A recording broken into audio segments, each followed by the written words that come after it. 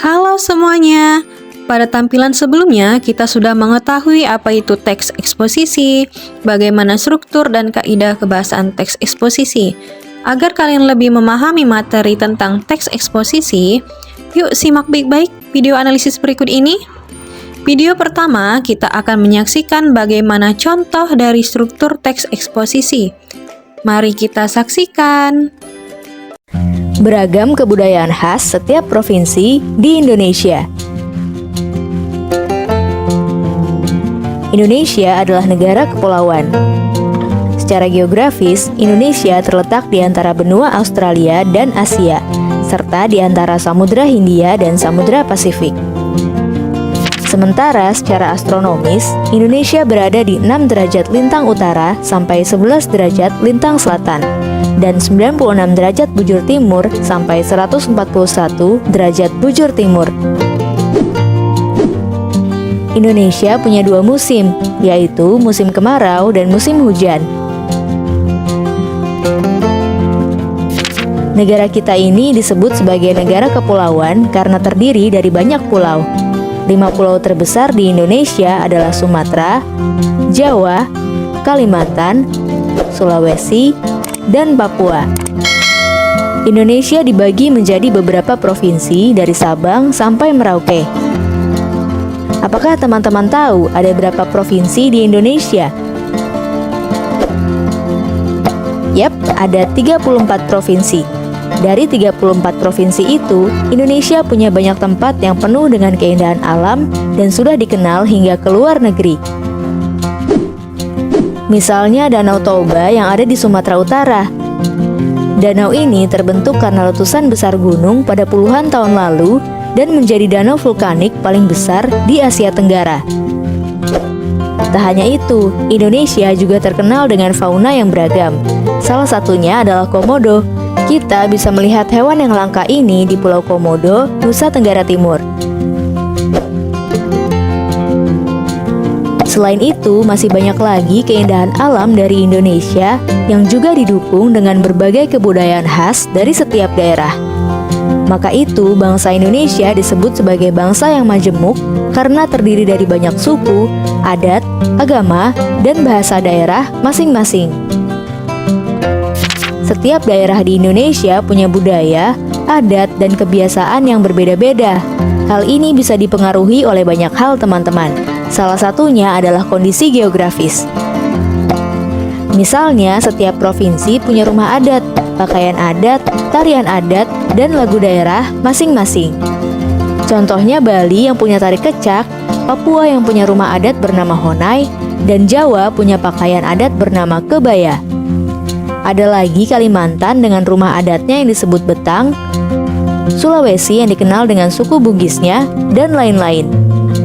Oh iya, selain itu, Indonesia juga dikenal dengan beragam alat musik tradisionalnya yang khas, bahkan sudah sampai diakui oleh UNESCO. Misalnya angklung, yaitu alat musik yang berasal dari Jawa Barat. Angklung sudah mendapatkan pengakuan sebagai bagian dari World Heritage pada bulan Januari 2011 oleh UNESCO. Selain itu, Indonesia juga dikenal dengan beragam bahasa yang berasal dari berbagai daerah, seperti bahasa Minang, bahasa Sunda, bahasa Jawa, dan masih banyak lagi. Walaupun Indonesia punya beragam bahasa, bahasa yang digunakan secara umum tetaplah bahasa Indonesia yang menjadi bahasa persatuan kita. Semua ini menunjukkan bahwa Indonesia punya banyak sekali perbedaan, tapi kita sebagai masyarakat Indonesia harus bisa menghargai perbedaan itu dan hidup bersama. Hal ini sesuai dengan semboyan negara kita, yaitu Bhinneka Tunggal Ika, yang artinya berbeda-beda tapi tetap satu. Walaupun berbeda, kita tetap warga Indonesia. Kita harus saling menghormati dan menghargai, karena setiap budaya punya keunikannya masing-masing. Dengan begitu, kita bisa hidup bersama dengan bahagia. Ragam keindahan alam dan kebudayaan ini menjadi kekayaan Indonesia yang sudah sebaiknya dijaga agar bisa menjadi kebanggaan kita sebagai bangsa Indonesia. Nah, kalau teman-teman berasal dari daerah mana dan apa yang paling terkenal di sana? Tulis di kolom komentar ya. Dari video tadi, seseorang menyampaikan bahwa Indonesia adalah negara kepulauan. 5 pulau terbesar di Indonesia adalah Sumatera, Jawa, Kalimantan, Sulawesi, dan Papua. Indonesia punya banyak tempat yang penuh dengan keindahan alam yang sudah dikenal hingga luar negeri. Selain itu, masih banyak lagi keindahan alam dari Indonesia yang juga didukung dengan berbagai kebudayaan khas dari setiap daerah. Oleh karena itu, Indonesia disebut sebagai bangsa yang majemuk karena terdiri dari banyak suku, adat, agama, dan bahasa daerah masing-masing. Nah, teks tersebut kira-kira termasuk bagian struktur teks eksposisi yang mana ya? Ya, benar sekali. Teks tersebut termasuk dalam struktur teks eksposisi yang pertama, yaitu pernyataan pendapat atau tesis. Nah, jadi dari video tadi, topik yang akan disampaikan penulis adalah tentang beragam kebudayaan di Indonesia. Selanjutnya, ada kutipan juga nih dari video tadi. Bisa dibaca ya. Nah, kira-kira kutipan ini termasuk bagian struktur teks eksposisi yang mana ya? Bagian ini termasuk dalam struktur teks eksposisi yang kedua, yaitu argumentasi. Karena pada kutipan ini terdapat sebuah alasan logis dan juga data yang valid untuk mendukung topik atau sudut pandang yang ingin disampaikan seseorang melalui tulisan ataupun lisan. Berikutnya, ada kutipan juga nih dari video tadi. Bisa dibaca ya. Menurut kalian, kutipan tersebut termasuk dalam struktur teks eksposisi yang mana ya? Bagian ini termasuk dalam struktur teks eksposisi yang terakhir, yaitu penegasan ulang pendapat. Karena bagian ini berperan sebagai penegasan kembali tentang hal-hal terkait pendapat atau sudut pandang penulis dan terdapat saran di dalamnya. Nah, itulah contoh analisis struktur teks eksposisi. Selain struktur teks, terdapat kaidah kebahasaannya juga loh. Kaidah kebahasaan yang pertama yaitu menggunakan pernyataan yang sifatnya membujuk atau kata persuasif. Ini ada teks, mau dibaca dulu ya. Nah, pada teks ini kata persuasif yang digunakan yaitu kata harus. Karena penulis ingin mengajak kita untuk saling menghormati dan menghargai kebudayaan masing-masing. Kaidah kebahasaan yang kedua yaitu menggunakan pernyataan berdasarkan fakta untuk mendukung argumentasi penulis atau kata perujukan.